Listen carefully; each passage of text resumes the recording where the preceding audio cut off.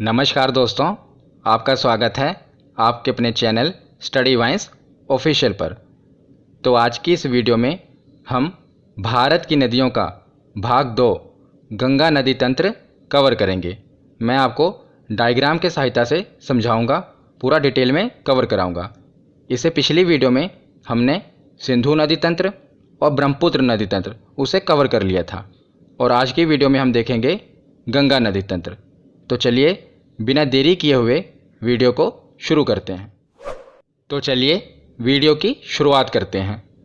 और गंगा नदी तंत्र को पूरा डायग्राम से समझने से पहले हम कुछ गंगा नदी से रिलेटेड बेसिक जानकारी जान लेते हैं।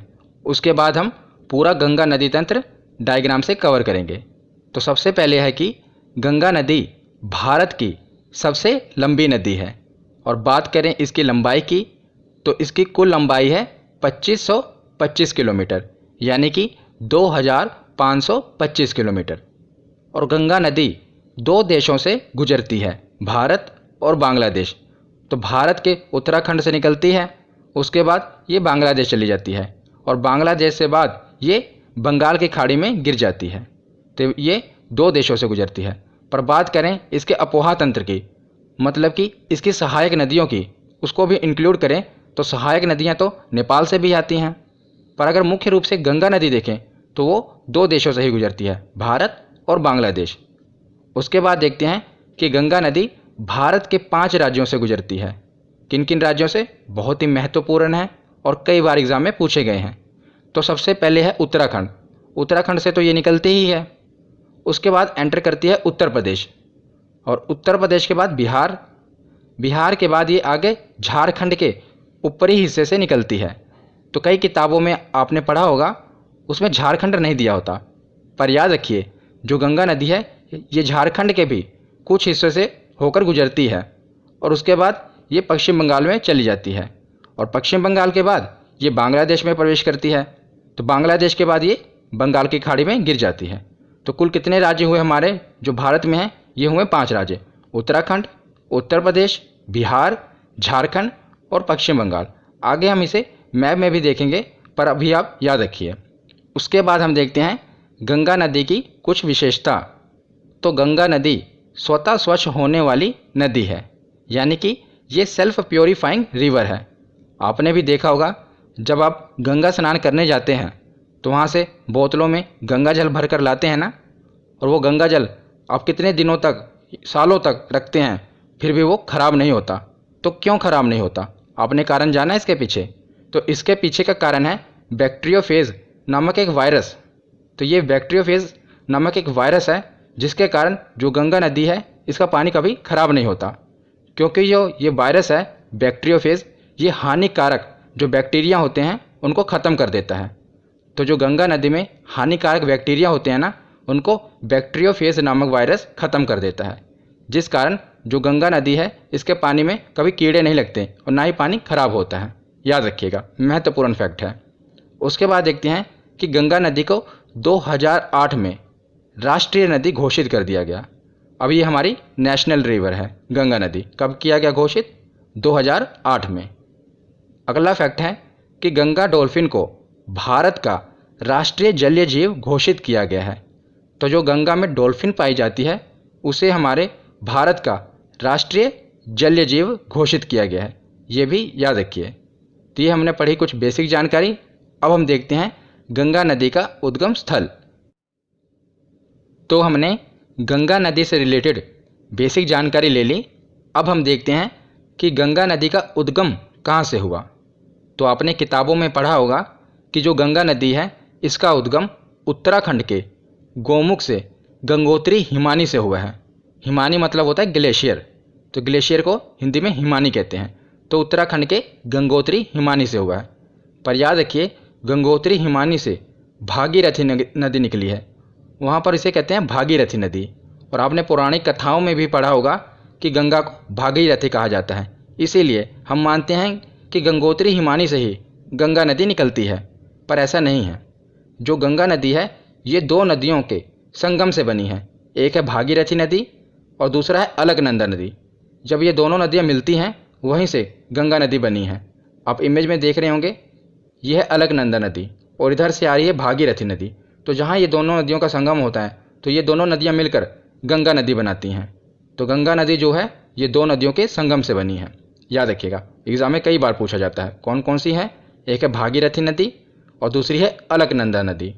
तो ये मिलती कहाँ पर है? तो देवप्रयाग में। जो प्रयाग शब्द है इसका अर्थ होता है नदियों का संगम। तो देवप्रयाग में दोनों नदियाँ मिलती हैं, भागीरथी नदी और अलकनंदा नदी, और यहीं से आगे ये बनती है गंगा नदी। और याद रखिएगा, जो ये अलकनंदा नदी है ये किस मंदिर के तट पर है? कई बार एग्जाम में पूछा गया है। तो ये प्रसिद्ध बद्रीनाथ मंदिर के तट पर है। कौन सी नदी? अलकनंदा नदी।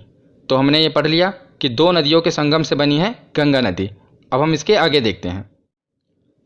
तो उसके बाद अब हम आगे देखते हैं, जैसा कि हमने पीछे देखा कि जो गंगा नदी है ये दो नदियों के संगम से बनी है, एक है भागीरथी और दूसरी है अलकनंदा। उसी प्रकार जो ये अलकनंदा नदी है ना, इसमें कुछ सहायक नदियाँ भी मिली हुई हैं। तो सहायक नदियाँ जो हैं ये एग्ज़ाम में बहुत बार पूछी गई हैं, मोस्ट इम्पोर्टेंट। तो ये सहायक नदियाँ जहाँ पर आकर मिलती हैं तो प्रयागों का नाम है, जैसे विष्णु प्रयाग, नंद प्रयाग और कर्ण प्रयाग और रुद्र प्रयाग। तो ये पूछे जाते हैं कि बताइए देव प्रयाग में किन दो नदियों का संगम है, रुद्र प्रयाग में किन दो नदियों का संगम है। तो हमें अगर पता होगा कि अलकनंदा में कौन सी सहायक नदी आकर मिलती है तभी तो हम बता पाएंगे। तो एक नदी है ये तो कॉमन रहेगी, अलकनंदा नदी, और इसी में दूसरी सहायक नदी आकर मिलेगी। तो वही हमें पता करना है कि कौन कौन सी सहायक नदियाँ आकर अलकनंदा में मिलती हैं। तो ये नदियों का संगम इम्पोर्टेंट है, इसे हम याद कैसे करेंगे? तो इसे मैं आपको एक कथा की सहायता से याद कराऊंगा, पुरानी कथा की सहायता से हमारी काम की है, जिससे हम इसे याद रख पाएंगे। आपने पुरानी कथा सुनी होगी कि गंगा नदी का धरती पर अवतरण कैसे हुआ। आपने पुराने सीरियल भी देखे होंगे धार्मिक, उसमें भी बताया गया है। अगर नहीं भी देखे तो कोई बात नहीं, ये हमारी काम की कथा है, इससे हम इसे याद रख पाएंगे, इसलिए सुनिए। तो धरती पर जो गंगा नदी का अवतरण हुआ था, मतलब माँ गंगा धरती पर कैसे आई थी। तो पुरानी कथाओं की मान्यता अनुसार जो गंगा नदी है ये भगवान विष्णु के चरणों से निकली हैं। तो भगवान विष्णु के चरणों से जब ये निकली और धरती पर आ रही थी तो इनके जो वेग था, मतलब जो गंगा की स्पीड थी, बहुत तेज़ थी। तो जब ये धरती पर आ रही थी तो इनकी स्पीड बहुत तेज़ थी, जिस कारण भगवान शिव जी ने क्या किया, इन्हें अपनी जटाओं में धारण कर लिया और अपनी जटाओं में धारण करके जो इनकी गति थी उसको मंद कर दिया। मंद मतलब कि धीमा कर दिया। और उसके बाद जब धीमी हो गई इनकी गति जो थी, इनका वेग था वो एकदम धीमा हो गया। उसके बाद उन्होंने अपनी जटा से इनको निकाला, तब ये धरती पर अवतरित हुई। ये पुरानी कथाओं की मान्यता है। मैं आपको इसको क्यों बता रहा हूँ?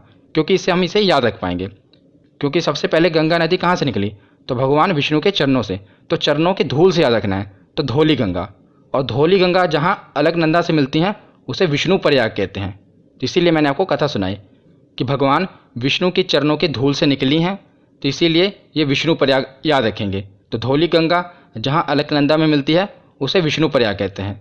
और दूसरा मैंने आपको बताया कि फिर जब वेग ज़्यादा था तो भगवान भोलेनाथ ने अपनी जटाओं में धारण कर लिया, तो वेग मंद पड़ गया। तो केदारनाथ मंदिर से एक नदी निकलती है, मंदाकिनी नदी। तो मंदाकिनी, इसे मंद से आप याद रखेंगे कि इसकी गति को भगवान भोलेनाथ ने मंद कर दिया था। और ये मिलती कहाँ पर है? तो रुद्रप्रयाग में। भगवान भोलेनाथ को रुद्र भी कहते हैं ना, तो रुद्रप्रयाग में मिलती है। तो इस कहानी से आपने ये दोनों नदियों को याद रख लिया।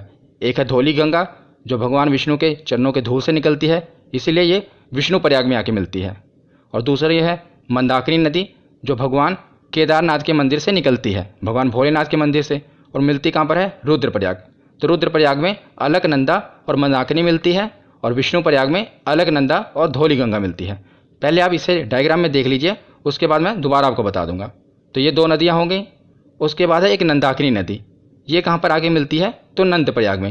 ये तो आसानी से याद रख लेंगे, नंदाकिनी नंद प्रयाग में मिलती है। इसमें एक नदी कॉमन रहेगी अलकनंदा, और दूसरी नदियाँ इसमें आके मिलेंगी। एक ही नदी बची हमारी, पिंडार नदी, और ये मिलती है कर्ण प्रयाग में। तो ये 5 प्रयाग हो गए, विष्णु प्रयाग, नंद प्रयाग, कर्ण प्रयाग, रुद्र प्रयाग और देव प्रयाग। और हिंदू धर्म में इन 5 प्रयागों की बहुत मान्यता है, तो याद रखिएगा। और ये सभी उत्तराखंड में ही हैं। एक बार हम रिवीजन कर लेते हैं कि देव प्रयाग में तो 2 नदियाँ मिलती हैं, अलकनंदा और भागीरथी, और इन्हीं के संगम से आगे गंगा नदी बनती है। उसके बाद है विष्णु प्रयाग। तो अलकनंदा तो है ही है, और भगवान विष्णु के चरणों की धूल से निकली है, तो धौली गंगा।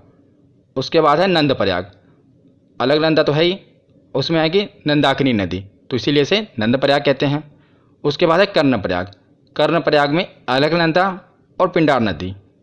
उसके बाद है रुद्रप्रयाग, अलकनंदा और मंदाकिनी, भगवान भोलेनाथ ने गंगा के वेग को मंद कर दिया था, जिससे आप याद रख लेंगे। तो ये पांचों प्रयाग, इसे आप आसानी से याद रख लेंगे। तो अब हमने पूरा देख लिया कि कैसे किन किन नदियों के संगम से गंगा नदी का निर्माण हुआ। अब यहाँ से ये गंगा नदी कहलाएगी देवप्रयाग से, इसके आगे इसे गंगा नदी कहेंगे। उससे पहले इसे गंगा नदी नहीं कहते थे, यहाँ पर भागीरथी कहते थे, यहाँ पर अलकनंदा कहते थे।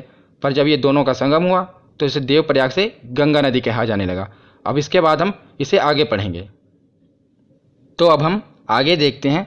मैंने इस स्लाइड में पूरा गंगा नदी का अपोहा तंत्र, कौन कौन सी सहायक नदियाँ हैं, गंगा नदी कहाँ कहाँ से गुजरती है, सभी को एक ही स्लाइड में कवर किया है। बहुत मेहनत से मैंने ये पूरी स्लाइड बनाई है ताकि आपको याद रहे, और मेरी मेहनत तभी सफल होगी जब आप ध्यान से सुनेंगे और आपको समझ आएगा, और एग्ज़ाम में आपका क्वेश्चन गलत नहीं होगा जब इससे पूछा जाए, तभी मेरी मेहनत सफल होगी। तो चलिए ध्यान से सुनिए।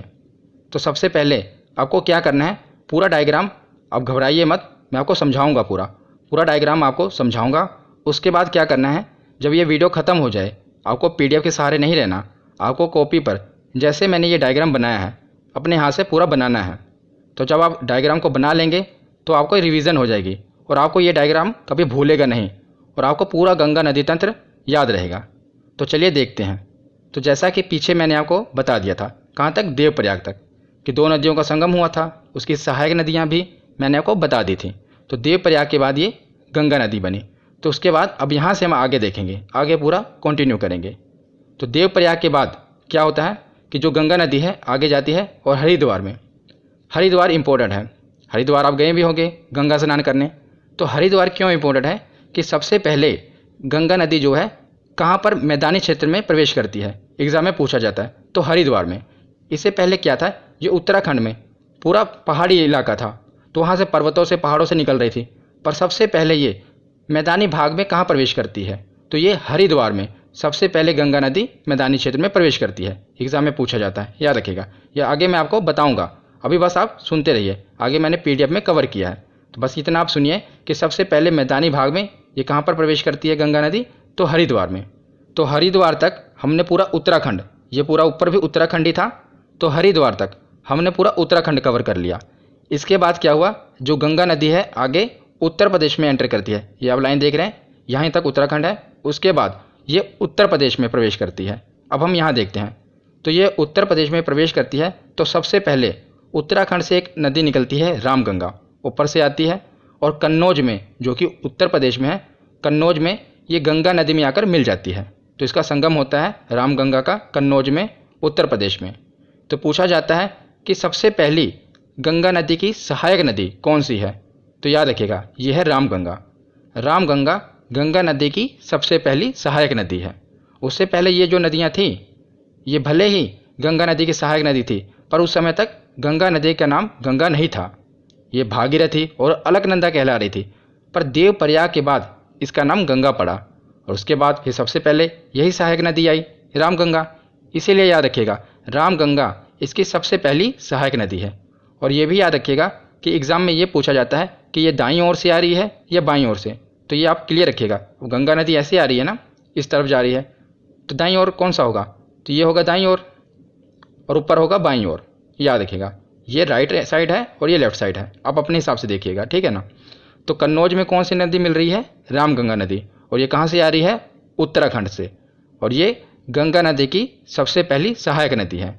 तो उसके बाद क्या होता है, कन्नौज के बाद आगे गंगा नदी जाती है प्रयागराज में। प्रयागराज जिससे पहले इलाहाबाद कहा जाता था, और यहीं पर गंगा, जमुना और सरस्वती तीन नदियों का संगम होता है। कहाँ पर, प्रयागराज में। पर जो सरस्वती नदी है वो विलुप्त हो चुकी है, मतलब कि वो भूमिगत है, ऊपर नहीं दिखती। पर जो यमुना नदी है ये हम देखते हैं। तो यमुना नदी कहाँ से निकलती है, तो हमने देखा था गंगोत्री हिमानी, यहाँ से निकली थी भागीरथी नदी, उसी के बगल है यमुनोत्री हिमानी। तो उत्तराखंड के बंदरपूंछ में यमुनोत्री हिमनद से, हिमनद मतलब क्या होता है, मैंने आपको बताया था, ग्लेशियर, इसी को हिमानी भी कहते हैं। तो यमुनोत्री हिमानी से निकलती है यमुना नदी। आसान है, कि यमुनोत्री हिमानी से निकल रही है तो यमुना नदी है। तो गंगा नदी के समानांतर ये बहती हुई आती है और क्या करती है, प्रयागराज में आकर गंगा नदी से मिल जाती है। और यमुना नदी को याद रखेगा कालिंदी नदी भी कहते हैं। एग्जाम में पूछा गया था कि किस नदी का अन्य नाम कालिंदी है, तो यमुना नदी को ही कालिंदी नदी कहा जाता है। आगे ये सब फैक्ट मैं आपको पीडीएफ में दोबारा बताऊंगा, अभी हम रिवीजन करेंगे, पर अभी आप बस सुनते रहिए। तो यमुना नदी को कालिंदी नदी भी कहते हैं और ये निकलती कहाँ से है, तो यमुनोत्री हिमनद से निकलती है। और दूसरा फैक्ट ये है कि गंगा नदी की सबसे लंबी सहायक नदी कौन सी है, तो कौन सी है आप देख ही रहे होंगे, तो यह है यमुना नदी। ये सबसे लंबी सहायक नदी है गंगा नदी की। और आगे बढ़ने से पहले, गंगा नदी के आगे बढ़ने से पहले हम कुछ यमुना नदी की भी सहायक नदियाँ देख लेते हैं जो कि इम्पोर्टेंट हैं। तो यमुना नदी में सबसे पहले सहायक नदी आकर मिलती है चंबल, जो कि इंदौर से निकलती है। इंदौर कहाँ के, मध्य प्रदेश से। तो चंबल नदी आकर इसमें मिल जाती है।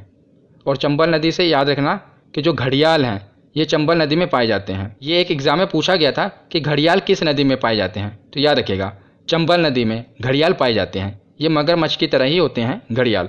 तो ये चंबल नदी कहाँ से निकलती है, मध्य प्रदेश के इंदौर से, और यहाँ ऊपर आके यमुना नदी में मिल जाती है। और ये भी याद रखना कि जो ये चंबल नदी है ये यमुना नदी की सबसे बड़ी सहायक नदी है। जिस प्रकार यमुना नदी गंगा नदी की सबसे बड़ी सहायक नदी है, उसी प्रकार चंबल नदी यमुना नदी की सबसे बड़ी सहायक नदी है। उसके बाद दूसरी सहायक नदी है बेतवा। ये निकलती है विंध्या पर्वत मध्य प्रदेश से, और उसके बाद ये भी यमुना नदी में मिल जाती है। और तीसरी सहायक नदी है केन। ये निकलती है कैमूर पहाड़ी मध्य प्रदेश से, और ये भी ऊपर जाकर यमुना नदी में मिल जाती है। अब ये यमुना नदी में मिलती हैं और यमुना नदी गंगा नदी में मिल जाती है। तो बताइए ये जो तीन नदियां हैं ये गंगा की सहायक नदियां हैं या नहीं, तो हैं। अगर ये यमुना की सहायक नदियां हैं तो बाद में यमुना भी तो गंगा में मिल जा रही है। इसका पानी यमुना में मिल रहा है और यमुना का पानी गंगा में मिल रहा है, तो ये यमुना और गंगा दोनों की सहायक नदियाँ हो जाएंगी, चंबल, बेतवा और केन। ठीक है, याद रखिएगा ये तीनों यमुना में मिल रही हैं। तो यहाँ पर हमने देख लिया, और हमने ये भी देख लिया कि जो यमुना नदी है ये प्रयागराज में आकर मिल रही है, और प्रयागराज में गंगा, जमुना और सरस्वती ये तीनों नदियाँ मिलती हैं। तो ये हमने देख लिया। तो प्रयागराज के बाद गंगा नदी आगे बढ़ती है और जाती है गाजीपुर में। तो गाजीपुर में क्या होता है, ऊपर से एक नदी आ रही है गोमती नदी। गोमती नदी जो है ये फुलहर झील से निकलती है, और याद रखिएगा ये फुलहर झील कहाँ पर है, पीलीभीत उत्तर प्रदेश में। और सबसे इम्पोर्टेंट क्या है, यहाँ से प्रश्न क्या बनता है कि जो ये नदी है गोमती नदी, ये जहाँ से निकल रही है ना पीलीभीत, ये एक मैदानी एरिया है, मतलब समतल भाग है। अभी तक हमने देखा कि जितनी भी सहायक नदियाँ निकल रही हैं ये किसी न किसी पहाड़ी से निकल रही हैं, पर्वत से निकल रही हैं, पर इकलौती ऐसी सहायक नदी है गोमती जो कि एक मैदानी भाग समतल एरिया से निकल रही है। और कहाँ से, फुलहर झील से। तो एग्जाम में एक प्रश्न बना था कि बताइए ऐसी कौन सी नदी है सहायक नदी जो गंगा में आकर मिलती है और एक समतल भाग से निकलती है। समतल मतलब समझ रहे हैं ना, समतल भाग से, ना किसी पहाड़ से निकल रही है ना किसी पर्वत से निकल रही है, एक समतल यानी कि एक मैदानी भाग। पीलीभीत जो कि यूपी में है, फुलहर झील वहीं से निकलती है गोमती नदी। और इससे एक और प्रश्न बनता है कि उत्तर प्रदेश की जो राजधानी है लखनऊ, वो भी गोमती नदी के तट पर है। तो दोनों प्रश्न याद रखिएगा, एक तो जो लखनऊ है वो गोमती नदी के तट पर है, और जो गोमती नदी है ये मैदानी भाग से निकल रही है। तो हमने उत्तराखंड और उत्तर प्रदेश देख लिया। उसके बाद हम देखते हैं बिहार। तो मैं आपको अपने दिमाग में रखिए, आप पहले था उत्तराखंड, उत्तराखंड के बाद देखा उत्तर प्रदेश, गंगा नदी आई, तो उसके बाद अब कहाँ पर जाएगी, बिहार में। और याद रखिएगा जो बिहार में गंगा नदी की सहायक नदियाँ हैं वो ज़्यादातर कहाँ से निकल रही हैं, तो नेपाल से। इसीलिए मैंने ऊपर देखिए ये नेपाल बना है। ये तीन नदियाँ आप देख रहे हैं, गंडक, कोसी और काली करनाली, ये दोनों मिलकर बाद में एक ही नदी बन जाएगी, इसलिए मैं तीन नदियाँ कह रहा हूँ। काली करनाली, गंडक और कोसी ये कहाँ से निकल रही हैं, तो नेपाल से। तो सबसे पहले देखते हैं काली नदी और करनाली नदी। तो काली नदी जब ये भारत में प्रवेश करती है तो इसे शारदा नदी कहते हैं। आपने शारदा नदी के बारे में सुना होगा, वो इसी काली नदी को कहा जाता है।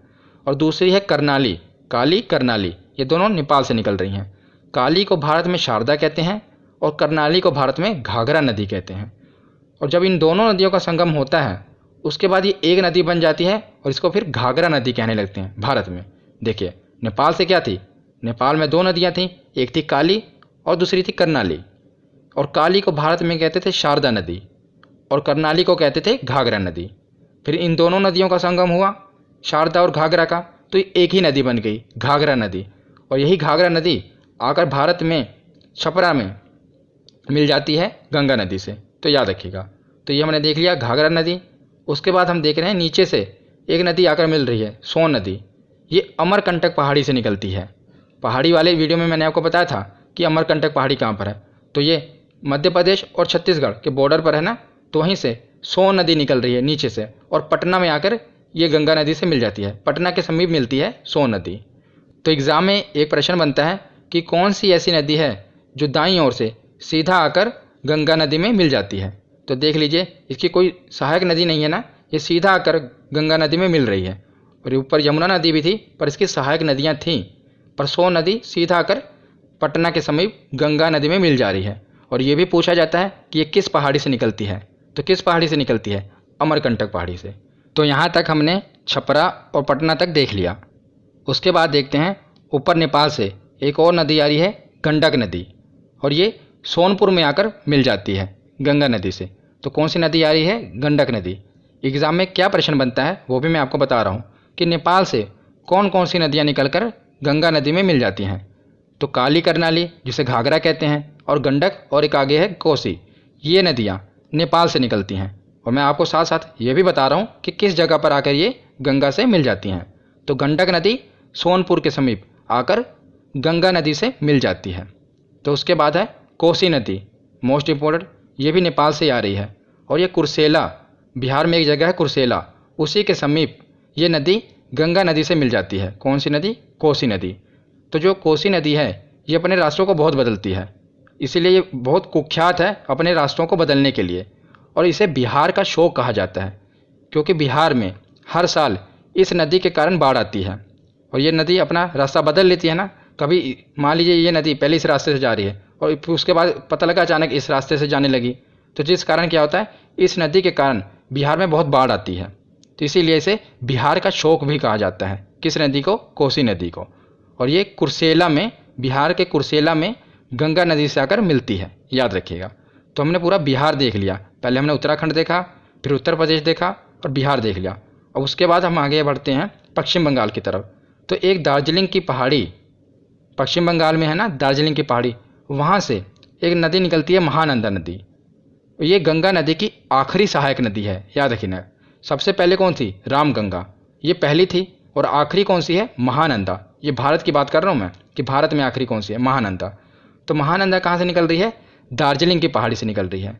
और ये फरक्का बैराज है, मतलब समझ लीजिए जो ये महानंदा नदी है ना, ये बिहार और पश्चिम बंगाल के बॉर्डर में बहती हुई जाती है और पश्चिम बंगाल में चली जाती है। कौन सी नदी है? महानंदा नदी, याद रखिएगा। ये निकलती कहाँ से है ये पूछा जाता है, तो ये दार्जिलिंग की पहाड़ियों से निकलती है। कौन सी नदी है? महानंदा नदी। और सबसे इंपॉर्टेंट है, ये सबसे आखिरी सहायक नदी है, ठीक है। और उसी के बाद बना हुआ है फरक्का बैराज, आपको पता होगा पश्चिम बंगाल में है। यहाँ से क्या होता है, जो गंगा नदी है, अभी आपने देखा जो गंगा नदी है ये दो नदियों के संगम से बनी, उसके बाद एक नदी बनी उत्तराखंड से होते हुए उत्तर प्रदेश, बिहार, बिहार से झारखंड, फिर पश्चिम बंगाल, आगे जाकर क्या हुआ, फरक्का बैराज से फिर ये दो नदियों में बट गई। इसकी धारा थी जो गंगा नदी की, ये दो नदियों में बट गई, एक है हुगली और एक है पद्मा नदी। जो ये गंगा नदी है फरक्का बैराज से, जो कि पश्चिम बंगाल में है, वहाँ से दो धाराओं में बढ़ जाती है। तो जो ये अपने पश्चिम बंगाल में आती है, नीचे की तरफ है पश्चिम बंगाल, तो यहाँ इसे कहते हैं हुगली नदी। और सबसे इम्पोर्टेंट ये है कि जो कोलकाता का शहर है ये कहाँ बसा है, तो ये हुगली नदी के तट पर है कोलकाता शहर। एग्जाम में पूछा गया है कि कोलकाता शहर किस नदी के तट पर है, तो हुगली नदी के तट पर है। और यही नदी जो है दो धाराओं में बढ़ गई, तो जो दूसरी धारा थी ये बांग्लादेश में चली गई, और बांग्लादेश में इसे पद्मा नदी कहते हैं। और जो हुगली नदी है इसी में एक धारा, एक सहायक नदी आकर मिलती है, इसे कहते हैं दामोदर नदी। और ये छोटा नागपुर पठार से निकलती है दामोदर नदी, और ये हुगली नदी में जाकर मिल जाती है। और इसी दामोदर नदी को पश्चिम बंगाल का शोक भी कहते हैं। जिस प्रकार याद रखिए, कोसी नदी को किसका शोक कहते हैं? बिहार का शोक। तो शोक क्यों कहते हैं? क्योंकि ये नदी बाढ़ लाती है। तो इसी प्रकार दामोदर नदी है, पश्चिम बंगाल में बाढ़ का कारण है, इसीलिए दामोदर नदी को पश्चिम बंगाल का शोक कहते हैं। और ये किस नदी की सहायक नदी है? तो हुगली नदी की सहायक नदी है। तो अब हमने बांग्लादेश तक इसे देख लिया।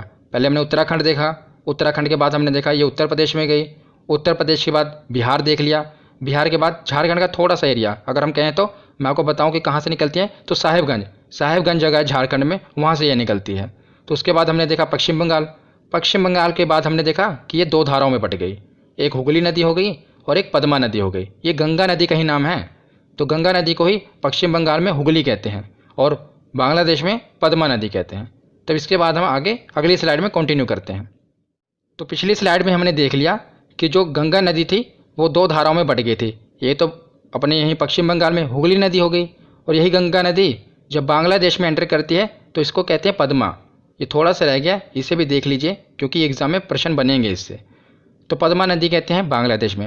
और इससे पिछली वीडियो में मैंने आपको बताया था कि जो ब्रह्मपुत्र नदी है अरुणाचल प्रदेश से आते हुए सिक्किम से होते हुए बांग्लादेश में जा रही थी ना, तो बांग्लादेश में उसे क्या कहते थे, जमुना। तो ब्रह्मपुत्र को कहते हैं जमुना बांग्लादेश में और गंगा को कहते हैं पद्मा। तो ये दोनों नदियाँ एक जगह आकर मिल जाती हैं। और एक नदी है मेघना जो कि बांग्लादेश से होते हुए इन धाराओं में मिल जाती है। तो तीन नदियों का संगम हो जाता है, पद्मा, जमुना और मेघना। और उसके बाद ये एक नदी बन जाती है जिसे मेघना नदी कहते हैं। फिर से बता देता हूँ, गंगा नदी जब बांग्लादेश में एंटर करती है तो उसे कहते हैं पद्मा और ब्रह्मपुत्र नदी बांग्लादेश में एंटर करती है तो उसे कहते हैं जमुना और बांग्लादेश से ही एक नदी है मेघना। ये तीनों नदियों का संगम होता है और संगम होने के बाद एक नदी बनती है। तो इस नदी को क्या नाम देते हैं, बांग्लादेश वाली से कहते हैं मेघना नदी। और एग्ज़ाम में क्या प्रश्न बनता है, एग्ज़ाम में ये प्रश्न बनता है कि जो गंगा और जमुना इन दोनों नदियों का संगम जब बांग्लादेश में होता है तो उसे क्या कहते हैं, तो उसे मेघना नदी कहते हैं, याद रखिएगा। और यही मेघना नदी फिर जाकर समुद्र में मिल जाती है और समुद्र में दुनिया के सबसे बड़ा डेल्टा सुंदरवन डेल्टा का निर्माण करती है। तो ये डेल्टा क्या होता है ये मैं आपको आगे बताता हूँ। तो पीछे हमने देख लिया कि जो मेघना नदी थी जब ये समुद्र में जाती है, मतलब कि गंगा ब्रह्मपुत्र ये सभी नदियाँ जब समुद्र में जाती हैं तो डेल्टा का निर्माण करती हैं। ये दुनिया का सबसे बड़ा डेल्टा है सुंदरवन डेल्टा। तो ये डेल्टा होता क्या है, पहले इसकी मैं आपको डेफिनेशन बताता हूँ फिर अपनी भाषा में आसानी से समझाता हूँ। तो सबसे पहले है कि डेल्टा प्रायः उस भूभाग को कहा जाता है जो नदी द्वारा लाए गए अवसादों के संचयन से निर्मित होता है। विशेषता नदी के मुहाने पर जहाँ वह किसी समुद्र में गिरती है इस भूभाग का आकार साधारणतः त्रिभुज जैसा होता है। आप देख ही रहे होंगे त्रिभुज जैसे इसकी आकृति होती है, इसी को कहा जाता है, क्या कहा जाता है, डेल्टा कहा जाता है।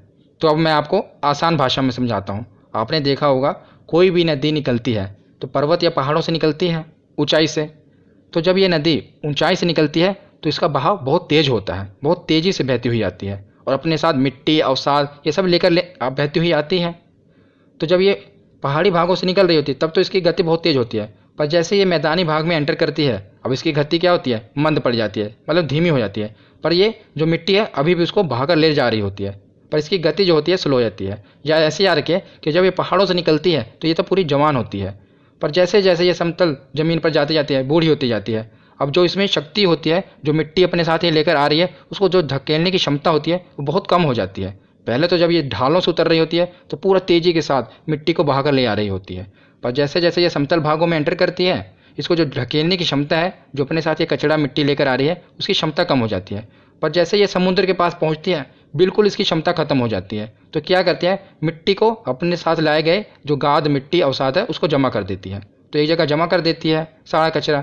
पर उसके बाद क्या है, पर जो नदी है उसको तो कहीं ना कहीं से निकलना है ना, तो अलग अलग शाखाओं में बढ़ जाती है। जैसा कि आप इमेज में देख रहे हैं, ये देखिए नदी आई, उसने अपने साथ पूरा कचरा जमा कर दिया। अब उसके बाद क्या हुआ, नदी देख रहे हैं ना अलग अलग शाखाओं में बट गई और जाकर समुद्र में मिल गई। तो इस प्रकार क्या हुआ, एक त्रिभुजाकार आकृति बन गई और इसी को कहते हैं डेल्टा। आशा करता हूँ आपको समझ आया होगा, इसी को क्या कहा जाता है, डेल्टा कहा जाता है। और यही डेल्टा जो है गंगा और ब्रह्मपुत्र नदी आकर बनाती हैं इसमें अपने बंगाल की खाड़ी में। और यही सुंदरवन डेल्टा पूरी दुनिया का सबसे बड़ा डेल्टा है, याद रखिएगा। तो अब हम कुछ महत्वपूर्ण तथ्य देख लेते हैं, इससे हमारा रिवीजन हो जाएगा। एक बार इसे भी कवर कर लेते हैं। तो अलकनंदा तथा भागीरथी के संगम को क्या कहते हैं, तो इसे गंगा नदी कहते हैं, जैसा कि मैंने आपको बताया। और गंगा की पहली सहायक नदी कौन सी है, तो कौन सी है गंगा की पहली सहायक नदी, तो ये है रामगंगा। गंगा की आखिरी सहायक नदी कौन सी है, तो ये है महानंदा। और गंगा की सबसे लंबी सहायक नदी तो यह है यमुना। उसके बाद है कि गंगा नदी कहाँ से मैदानी क्षेत्र में प्रवेश करती है, तो ये हरिद्वार में। मैदानी क्षेत्र में प्रवेश करती है। उससे पहले ये उत्तराखंड में पर्वत और पहाड़ों से निकल रही होती है, पर जैसे ही ये हरिद्वार में एंटर करती है वहाँ से ये मैदानी क्षेत्र में प्रवेश करती है। आगे है कि गंगा नदी के तट पर बसे प्रमुख शहर कौन कौन से हैं। तो सबसे पहले है प्रयागराज, प्रयागराज जिसे पहले इलाहाबाद कहा जाता था। उसके बाद है वाराणसी, बनारस। उसके आगे है कानपुर और उसके आगे है पटना। तो ये कुछ प्रमुख शहर हैं जो कि गंगा नदी के तट पर बसे हुए हैं। आगे है कि हुगली नदी के तट पर कौन सा प्रमुख शहर बसा है। तो मैंने आपको बताया था कौन सा प्रमुख शहर बसा है, तो कोलकाता, यह हुगली नदी के तट पर बसा हुआ है। उसके आगे है कि गंगा और ब्रह्मपुत्र की संयुक्त जलधारा बांग्लादेश में क्या कहलाती है। तो बताइए क्या कहलाती है। तो ये मेघना कहलाती है। गंगा को पद्मा कहते हैं, ब्रह्मपुत्र को जमुना कहते हैं, और जब ये दोनों धाराएं मिलती हैं तो उसे मेघना कहते हैं। याद रखिएगा। इसमें एक नदी और आकर मिलती है मेघना, उसी के कारण इसका नाम मेघना पड़ा है। पर ज़्यादातर यही प्रश्न पूछा जाता है कि गंगा और ब्रह्मपुत्र की संयुक्त जलधारा को क्या कहते हैं, तो मेघना कहते हैं। आगे है कि बिहार का शोक किस नदी को कहते हैं, तो कोसी नदी को। ये अपने मार्ग को बदलने के लिए कुख्यात है कोसी नदी, और इसे बिहार का शोक कहा जाता है। आगे है कि बंगाल का शोक किसे कहते हैं, तो दामोदर नदी को बंगाल का शोक कहते हैं। आगे है कि गंगा की सहायक नदी जिसका उद्गम स्थल मैदानी भाग है, तो गोमती नदी। मैंने आपको बताया था ना कि गोमती नदी ऐसी नदी है जिसका उद्गम स्थल मैदानी भाग है। तो यहाँ पर हमारा थ्योरी सेक्शन कंप्लीट होता है। अब हम इसके प्रीवियस ईयर क्वेश्चन देखते हैं। तो चलिए अब प्रीवियस ईयर क्वेश्चन देखते हैं कि हमारे कितने क्वेश्चन सही होते हैं। सबसे पहला प्रश्न है कि गंगा नदी निम्नलिखित में से किस राज्य से नहीं गुजरती। तो कौन कौन से राज्यों से गुजरती है, पहले तो ये आपको पता होना चाहिए। तो सबसे पहले कौन सा था, बोलिए। उत्तराखंड, दूसरा उत्तर प्रदेश, तीसरा बिहार, चौथा झारखंड, पांचवा पश्चिम बंगाल। तो इसमें देखिए कौन सा नहीं है, उत्तर प्रदेश, बिहार, बंगाल, ये तो है मध्य प्रदेश, यहाँ से नहीं गुजरती। अगला प्रश्न क्या है कि कालिंदी नदी का दूसरा नाम क्या है। तो बताइए क्या है। मैंने आपको बताया था यमुना। यमुना को ही कालिंदी नदी कहा जाता है। ये एनटीपीसी में पूछा गया था। उसके बाद अगला प्रश्न है कि के नदी निम्नलिखित में से किसकी सहायक नदी है। पीछे मैंने आपको इसकी ट्रिक नहीं बताई, मैं आपको बता देता हूँ, मैं भूल गया था। इसकी ट्रिक भी है जिसे आप याद रख सकते हैं। तो जैसा कि ये 3 नदियाँ थी ना, चंबल, बेतवा और केन, इसे याद रखने का तरीका भी है। इसे आप KBC से याद रख सकते हैं। KBC, कौन बनेगा करोड़पति वाला ना, मैंने उल्टा लिख दिया KBC। तो के से केन, बी से बेतवा और सी से चंबल। तो केन, बेतवा, चंबल, ये आप KBC से याद रख पाएंगे। आप लिखेंगे KBC, उसी से केन, बेतवा और चंबल, इससे आप याद रख। तो केन नदी निम्नलिखित में से किसकी सहायक नदी है, तो ये है यमुना की सहायक नदी। यमुना की सहायक नदी है। आगे देखते हैं कि गंगा में मिलने वाली नदी जिसका उद्गम अमरकंटक में है। तो अमरकंटक पहाड़ी से कौन सी नदी निकल रही थी, तो ये निकल रही थी सोन नदी। पीछे हमने देखा था ना कि अमरकंटक पहाड़ी से ऊपर जाकर मिल रही थी। कहाँ पर मिल रही थी, तो पटना में मिल रही थी। कौन सी नदी थी, तो सोन नदी थी, याद रखिएगा। उसके बाद आगे देखते हैं कि अलकनंदा और धौली गंगा का संगम कहाँ होता है। तो धौली गंगा कहाँ से निकली थी, भगवान विष्णु भगवान के चरणों के धूल से निकली थी। तो विष्णु प्रयाग, तो विष्णु प्रयाग में इसका संगम होता है, अलकनंदा और धौली गंगा का, याद रखिएगा।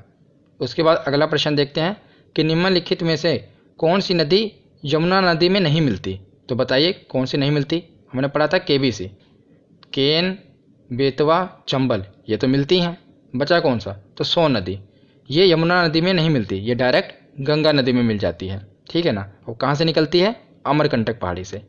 अगला प्रश्न है कि अलकनंदा के साथ वह कौन सी नदी है जिसका संगम रुद्रप्रयाग में होता है। तो बताइए, रुद्रप्रयाग भगवान भोलेनाथ का दूसरा नाम है रुद्र। तो ये निकलती कहाँ, केदारनाथ से निकलती है और रुद्रप्रयाग में मिल जाती है। और भगवान भोलेनाथ ने क्या किया था, गति को मंद किया था। तो मंदाकिनी, याद रखिएगा कौन सी नदी है, मंदाकिनी नदी। ये अलकनंदा और मंदाकिनी नदी रुद्रप्रयाग में मिल जाती हैं। उसके बाद अगला प्रश्न है कि दामोदर नदी निकलती है, तो कहाँ से निकलती है। तो ये छोटा नागपुर पठार से निकलती है, मैंने आपको बताया था। और हुगली नदी की ये सहायक नदी है, दामोदर नदी, और इसे बंगाल का शोक भी कहा जाता है। उसके बाद अगला प्रश्न आ भी गया, देखो कि बंगाल का शोक किस नदी को कहा जाता है। तो मैंने आपको अभी बताया कौन सी नदी है, दामोदर नदी, इसे बंगाल का शोक कहा जाता है। अगला प्रश्न है कि बिहार का शोक किसे कहा जाता है। ये तो बहुत इंपॉर्टेंट है, किसको कहा जाता है, तो कोसी नदी को बिहार का शोक कहा जाता है। अगला प्रश्न है कि गंगा की सबसे लंबी सहायक नदी कौन सी है। तो बताइए कौन सी है जो गंगा की सबसे लंबी सहायक नदी है। तो ये थी यमुना। और बात करें यमुना की सबसे लंबी सहायक नदी, तो वो कौन सी, वो चंबल थी। अगला प्रश्न है कि यमुना नदी का अन्य नाम क्या है। तो हमने पीछे देखा था ना कि कालिंदी नदी किसे कहते थे, तो यमुना नदी को कहते थे। उसी प्रकार यमुना नदी का अन्य नाम है कालिंदी। तो अगला प्रश्न देखते हैं, बस 2 ही प्रश्न बचे हैं कि गंगा नदी किस क्षेत्र से मैदानी भाग में प्रवेश करती है। तो कहाँ से प्रवेश करती है मैदानी भाग में, तो हरिद्वार से। उससे पहले ये पहाड़ पर्वतों से निकल रही होती है, पर मैदानी भाग में ये हरिद्वार से प्रवेश करती है। और लास्ट प्रश्न है कि गंगा नदी को बांग्लादेश में क्या कहा जाता है। तो क्या कहा जाता है, पद्मा। तो आज की ये वीडियो यहीं पर ख़त्म होती है। यहाँ पर हमारा पूरा गंगा नदी तंत्र कंप्लीट होता है। वो डायग्राम आप ज़रूर बना लेना। तो हमने पूरा गंगा नदी तंत्र कवर कर लिया, प्रीवियस ईयर के क्वेश्चन भी देख लिए। इससे नेक्स्ट वीडियो में हम जो नदियों का लास्ट वीडियो है प्रायद्वीपीय भारत की नदियाँ, उसे भी कवर कर लेंगे। तो हमारा पूरा भारत की नदियाँ कंप्लीट हो जाएगा। तो धन्यवाद।